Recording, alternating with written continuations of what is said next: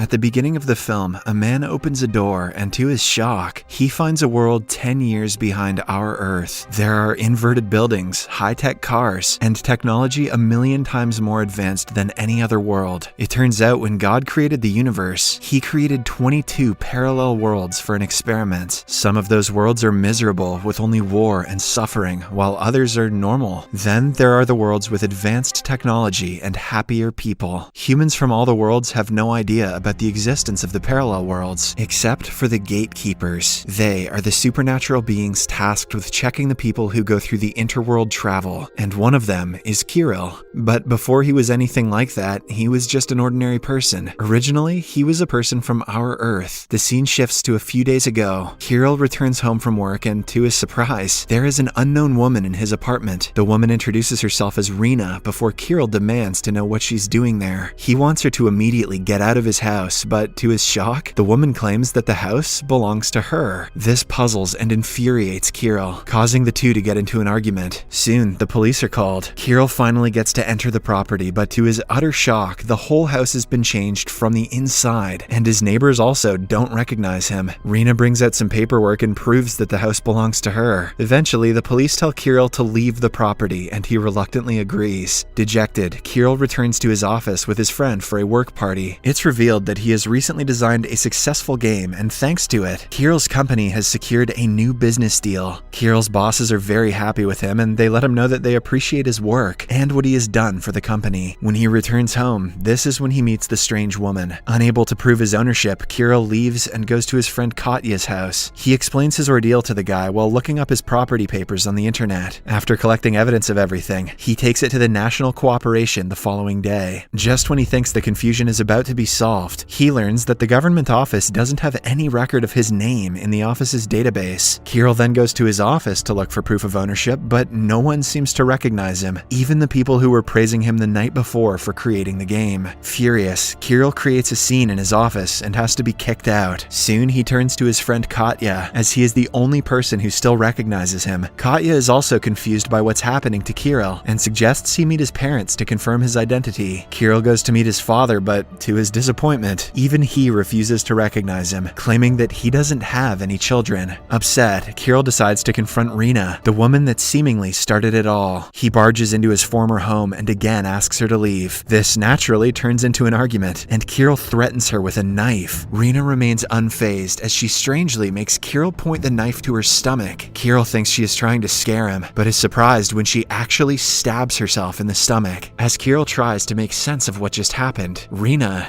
dies. Soon, the police arrive and arrest Kirill on the charge of murdering Rena. The scene finally cuts back to the present. Strangely enough, instead of taking Kirill to the police station, the police let him walk away without filing any charges. He then receives a text message on his phone, instructing him to go to a nearby lighthouse. Because he is stranded in a street at night, he decides to follow the instructions. The lighthouse is in shambles, and Kirill spends the night inside of it. The following day, when he wakes up, he finds the lighthouse as good as new. He also discovers that the scenery outside the lighthouse has changed, as if he has somehow teleported to a new place overnight. Next, a courier appears from a door with a bunch of books, and from another door, Rena enters the place. Kirill is stunned as he is under the impression that Rena had died. The woman orders Kirill to receive the courier before telling him that he is in another world, a new world that is parallel to his. She reveals that the name of this world is the same as his video game. This is when we find out that when Kirill designed his game, he inadvertently created a gateway to another world. Rena then shows Kirill the whole world from a door, and it looks just like Kirill's world. She tells him that now that he has created the portal, he must live in his new world. Rena has made his existence easier by removing Kirill's identity from his world and making everyone forget him. She also reveals that there are thousands of other worlds that are parallel to one another. The gates to some have already been opened, while others are yet unopened. Rena and people she knows recruit humans with special powers who have the ability to open doors to other universes, and Kirill is one of them. Only a select few people are aware of the existence of the parallel worlds, and they travel to and fro between different worlds through a tower called the Traveler. Kirill asks her how she knows all this, and what her real identity is. To this, Rena replies that she is not a human, but a super entity, and Kirill has also become like her. Along with his superpowers, Kirill now has the power to manifest things he desires inside his tower. He has been made a customs officer and is supposed to examine people traveling from different worlds to the world that he manifested through the video game. She orders him to read the book the courier man delivered earlier to familiarize himself with his powers and duties. Kirill refuses to accept all of this and insists on returning back to his former world. Rena, who expected him to act this way, warns him that in his world, no one will ever recognize him again. Moreover, he is nothing more than a criminal and will be arrested for her murder if he returns. After Rena leaves, Kirill invites Katya to his tower and explains what happened to him. As Katya tries to make sense of everything, travelers begin to arrive. Kirill's former girlfriend also arrives with her date, Anton, who is revealed to be a super entity. Anna recognizes Katya, but she doesn't seem to recognize Kirill. A day before Kirill was forgotten in his world, he was surprising his girlfriend Anna outside her home while Katya was filming them. However, Anna was upset because Kirill hardly made time for her and was always busy working. Moreover, Kirill also forgot that Anna's birthday was the day before. Anna refused to give him another chance and ended their relationship. Back in the present, Kirill approves Anna and Anton's travel with a heavy heart, and the pair leave. Minutes later, Kirill decides to follow them with Katya to see where the couple goes. Unfortunately, the two come under attack by a doll-shaped robot trying to stop them. This gives Kirill an opportunity to use his superpower and easily defeats the robot. In the same building, Kirill comes across a dying woman named Rosa. She desperately pleads for water, and Kirill quickly fetches her some. After drinking the water, Rosa's wounds instantly heal and she recovers. She then reveals that in this world, water is a healer of any and all disease. Even if someone is dying and they drink water, they will instantly recover. Rosa also turns out to be a customs officer who came to this world when she was 27 years old and has since then stopped aging and has become immortal. After chatting with her for a while, Kirill returns to the tower and falls asleep. When he wakes up, he learns that another portal is opened overnight and he has entered a new and beautiful universe. Kirill decides to go out and explore the beach right outside his tower. Soon, Rena and the secret society members arrive to inspect this newly unlocked world. Rena gives Kirill a locket and tells him that from now on, he can only go out 15 kilometers from his tower. If he tries walking beyond that point, he could die. After Rena and the others leave, Kirill decides to go and meet his parents, who are 13 kilometers away from the tower. He knows the risks of walking that far, but takes it anyway. On the train to his parents' house, he drifts away from the tower, and as a result, Kirill's body becomes weaker. As he desperately becomes thirsty, a man offers him water, which recovers him in an instant. After reaching his parents' home, Kirill pretends to be his father's student and has dinner with them. Later, he returns to his tower, and there, Anna and Anton show up again. It turns out Anna learned about the newly unlocked world, which has a beautiful beach that she wanted to visit. As Anna checks out the beach, Kirill exploits his position as a customs officer to find out that Anton is not dating Anna, and he is just a man hired by the secret society to keep an eye on her. Kirill is finally relieved, and he again tries to woo Anna. It's revealed that Kirill managed to open the door to the latest world because he was thinking of Anna, who loved beaches. The two spend some time together, which leads Kirill to take Anna to a party thrown by Rena. This leads to Rena's displeasure, as she too has a crush on Kirill. At the party, Rosa entertains Alex while Kirill meets a man named Felix, who happens to be a former customs officer of this world. Felix reveals that he got expelled from his job because he opened the gates to many new worlds without the approval of the secret society. Felix also reveals that there's a world called Utopia, which rules over all the other worlds. It's the only world where people of other worlds cannot travel to. Meanwhile, seeing Kirill busy with others, Anna gets upset and quietly leaves the party. However, she gets kidnapped by Rena's henchman and is dropped off to another world to ensure she never meets Kirill again. Kirill, on the other hand, starts looking for Anna at the party, and after failing to locate her, he returns to the tower. There, a member of the committee surprises him and secretly assigns him to a task to open a door to Utopia, where no one is allowed to go. She claims that Utopia is the real world, and all other worlds are merely copies of it. In Utopia, there's no hatred, intolerance, or disease. There, people live happily and in peace. The committee member wants Kirill to find out the secret of the real world's success so that other worlds can learn from them. Kirill accepts the mission, but he is still concerned about Anna. The next day, he looks up Anna's house on the map, and it's 15 kilometers away from the tower. He knows going that far from the tower will kill him, but he doesn't care as long as he gets to meet his love. Expectedly, his condition deteriorates as he approaches her home, but to keep himself from dying, he eats the snow. He eventually makes it to her home, but is disappointed when he doesn't find her there. At last, he returns to the tower, where he notices that entry to another world world has opened. This one seems like a dystopian gulag with impoverished civilians. There, everyone works for a factory that is owned by a woman who is revealed to be the world's custom officer. When she learns that Kirill is a customs officer from another world, she asks him to deliver a speech to motivate her workers. Kirill agrees, and in the crowd, he notices Anna, who appears to be weak. It turns out that Rena's henchmen abandoned Anna in this world. Knowing that the customs officer would never let Anna walk away, Kirill cleverly crowds her with her own workers and proceeds to run away with Anna. They are chased, but eventually manage to get back to the lighthouse. A while later, Katya arrives at the lighthouse, and it's revealed that he is also a secret society member. This is also the reason he didn't lose his memory when everyone else in Kirill's world forgot him. Upset with Kirill for bringing Anna back from another world, Katya reduces Kirill's walking limit to a mere 50 meters from the tower. After Katya leaves, Anna's health deteriorates, so he takes her to her dream world. Anna begins to recover, but past 50 meters, Kirill's health rapidly deteriorates. As he almost passes away, Anna pulls off the locket from Kirill's neck that Rena had given him when he first arrived. The two then return to the tower, and the next day, the door to another world opens. This time, it's the utopian world that is beautiful, technologically advanced, and has no flaws. Kirill meets the world's customs officer who tells him that this world is the original one and is 10 years behind the other worlds. Those worlds were created so that the people from this world could predict what could happen in the future and prevent anything bad from happening. The utopian world actively learns from the mistakes of the other worlds. If war breaks out in one, this world avoids all things that caused the war. The same thing happens if a disease breaks out, or an apocalypse occurs in the other worlds. Similarly, if a new invention is made in the parallel world, this world instantly copies that technology. So they still have Twitter.